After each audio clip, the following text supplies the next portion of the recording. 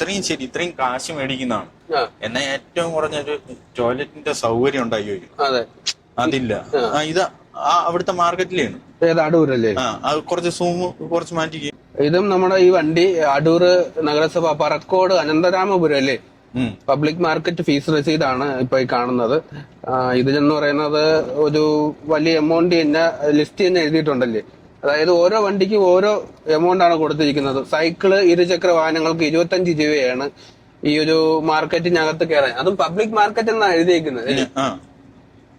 പിന്നെ ഭാരം കയറ്റിയ ടെമ്പോ, ജീപ്പ് 200 രൂപ, ഭാരം കയറ്റിയ മോട്ടോർ വാഹന ലോറി 400 രൂപ, കന്നുകാലികൾ 50 രൂപ, ആട് 50 രൂപ, കോഴി താറാവ് 15 രൂപ, മത്സ്യപ്പെട്ടി ഒന്നിന് 40 രൂപ. പിന്നെ ഭാരം കയറ്റിയ വലിയ ലോറി, ലോറികളിൽ പലതുണ്ട്. വലിയ ലോറി അതാണ് പറഞ്ഞത്. അത് വലിയ ലോറി എന്ന് ഉദ്ദേശിക്കുന്നത് നമ്മളെ പോലെയുള്ള.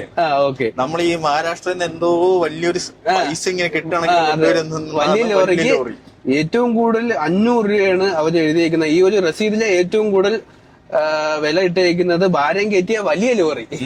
ലോറിയിൽ വലിയ ലോറി, ചെറിയ ലോറി, ഭാരം കയറ്റാത്ത ലോറി, മോട്ടോർ വാഹന ലോറി, അങ്ങനെയൊക്കെയാണ്. അപ്പൊ അത് നമ്മളെ 500 രൂപ മേടിച്ചു. കൊള്ളാം.